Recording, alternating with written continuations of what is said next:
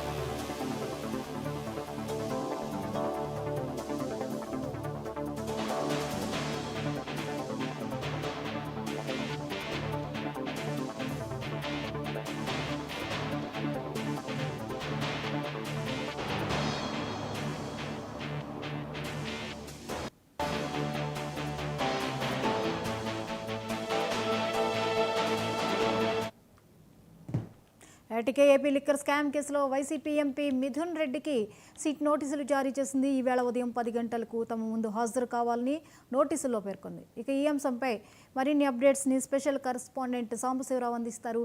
సాంబశివరావు, మిథున్ రెడ్డికి విచారణకు హాజరు కావాలని సిట్ నోటీసులు జారీ చేసింది, వివరాలేంటి? మనం చూసుకున్నట్లయితే కనుక సుప్రీంకోర్టులోనూ వైసీపీ ఎంపీకి ఏదో చుక్కెదిరిందని చెప్పాలి. ముఖ్యంగా మనం చూసుకున్నట్లయితే ఏదైతే రాష్ట్ర వ్యాప్తంగా అందరినీ కూడా ఆశ్చర్యానికి గురి చేస్తున్నటువంటి అంశం లిక్కర్ స్కామ్. ఈ లిక్కర్ స్కామ్ కి సంబంధించి ఇప్పటికే పలువురిని విచారించినటువంటి ఏదైతే సిట్ అధికారులు ఉన్నారో వారిని కొంతమందిని అయితే జైలుకి పంపించడం జరిగింది. అదేవిధంగా ఇంకా ఛార్జ్ షీట్లు కూడా తయారు చేస్తున్నటువంటి పరిస్థితి. 300 పేజీలతో కూడినటువంటి ప్రాథమిక ఛార్జ్ షీట్ కూడా సిద్ధం చేసినట్టుగా కూడా మంత్రి నారాయణ స్వామి సిట్లో పిలుపు. మొత్తంగా ఏదైతే కుంభకోణంలో వైసీపీ ఎంపీకి సంబంధించి మాజీ మంత్రి పెద్దిరెడ్డి రామచంద్రారెడ్డి కుమారుడిగా ఉన్నటువంటి మిథున్ రెడ్డిని అయితే అరెస్ట్కి అయితే రంగం సిద్ధమైందని మనం చెప్పాలి. ముఖ్యంగా ఆయన కూడా అరెస్ట్ నుంచి ఏదైతే మినహాయింపు కావాలంటే కూడా అటు హైకోర్టుని అదేవిధంగా సుప్రీంకోర్టు కూడా సంప్రదించినప్పటికీ కూడా అక్కడ 2 చోట్ల కూడా ఆయనకి చుక్కెదురు కావడంతో ఈ రోజు ఉదయం 9:30 గంటల నుంచి 11 గంటల మధ్యలో ఆయన విజయవాడలోని ఉన్నటువంటి సిట్ కార్యాలయానికి అయితే ఆయన రాబోతూ ఉన్నారు. ఇప్పటికే ఆయన ఢిల్లీలో బయలుదేరారని కూడా నాకు సమాచారం అవుతుంది. ఢిల్లీ నుంచి ఆయన నేరుగా గన్నవరం నుంచి ఆయన ఎక్కడైతే విజయవాడలో ఉన్న సిట్ అధికారులు అయితే కలవబోతా ఉన్నారు. ముఖ్యంగా A4 గా ఉన్నటువంటి మిథున్ రెడ్డి ఇటీవల కోర్టులో అన్ని బెయిల్లకు ఆయనకి అంటే ముఖ్యంగా మనం చూసుకున్నట్లయితే జగన్ హయాంలో స్కామ్ కు అనుకూలంగా మద్యం పాలసీని మార్చడంలో మిథున్ రెడ్డి కీలక పాత్ర పోషించడానికి కూడా సిట్ అధికారులు ఆరోపిస్తున్నటువంటి పరిస్థితి. పాలసీ రూపకల్పనపై నుంచి కూడా పైసా వసూలు వరకు కూడా ప్రతి చోట మిథున్ రెడ్డి పాత్ర ఉన్నట్టు కూడా సిట్ అధికారులు చెప్తున్నటువంటి పరిస్థితి. ఈ కేసులో A1 గా రాజకేశ్ రెడ్డి అయితే కుంభకోణంలో అంతిమ లబ్ధిదారు తర్వాత స్థానం మిథున్ రెడ్డిదేనంటూ కూడా వారు దీంట్లో చూడడం జరుగుతుంది.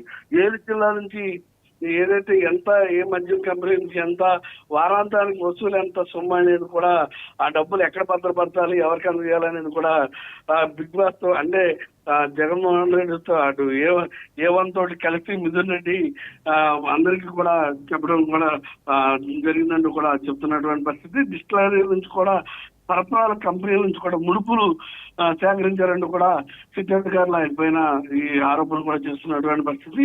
మొత్తంగా మాస్టర్ మైండ్ మిథున్ రెడ్డి అని అంటూ కూడా సిట్ అధికారులు అయితే చెప్తున్నటువంటి పరిస్థితి. దోపిడీకి అనుగుణంగా కీలక స్థానాల్లో ఆయన అక్కడ ఏదైతే ఈ కుంభకోణానికి సంబంధించి కీలకంగా ఎవరెవరు అధికారులు కావాలో అధికారులందరినీ కూడా మిథున్ రెడ్డి అపాయింట్ చేశారంటూ కూడా చెప్తున్నటువంటి సరఫరాల ఆర్డర్ల జారీ విధానంలో కావచ్చు, ఆటోమేటిక్ నుంచి మాన్యువల్ గా మార్చడంలో కావచ్చు, ఒక్కో మద్యం కేసు నుంచి దాని ధర ఆధారంగా ఎంత వసూలు చేయాలనే నిర్ణయం కూడా మిథున్ రెడ్డి చేశారని కూడా సిట్ అధికారులు చెప్తున్నటువంటి పరిస్థితి. మొత్తంగా నేడో రేపు ఛార్జ్ షీట్ అయితే దాఖలు చేయబోతున్నట్టుగా మనకి సమాచారం కూడా ఉంటుంది. లిక్కర్ కేసులో ఇప్పటికే 11 మందిని అరెస్ట్ చేస్తున్నటువంటి ఈ కేసులో ప్రిమినరీ ఛార్జ్ షీట్ కూడా సిద్ధం చేస్తున్నటువంటి పరిస్థితి. న్యాయపరమైన అడ్డంకులు ఎదురు కాకుండా నిపుణుల అభిప్రాయం కూడా అధికారులకు తీసుకుంటున్నటువంటి పరిస్థితి. 1000 కోట్లు దోచుకునే ప్రణాళికలో మద్యం పాలసీ రూపొందించడం నుంచి కమిషన్ల వసూలు, కోర్టులు కోట్ల రూపాయల చేతులు మారే వైనం ఈ సోదాలో లభ్యమైనటువంటి ఆధారాల ద్వారా సాక్షులు విషయాలు అంటే విచారణ జరుపుతూ అదేవిధంగా అరెస్ట్ చేసినటువంటి 11 మంది నుంచి కూడా ఈ అంశాలకు తగినటువంటి ఆధారాలు సేకరించారని కూడా తెలుస్తుంది.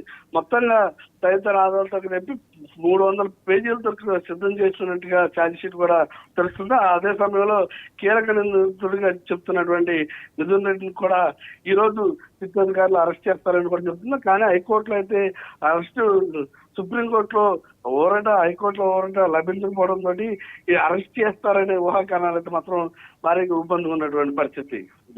Right, thank you Sambasivarao.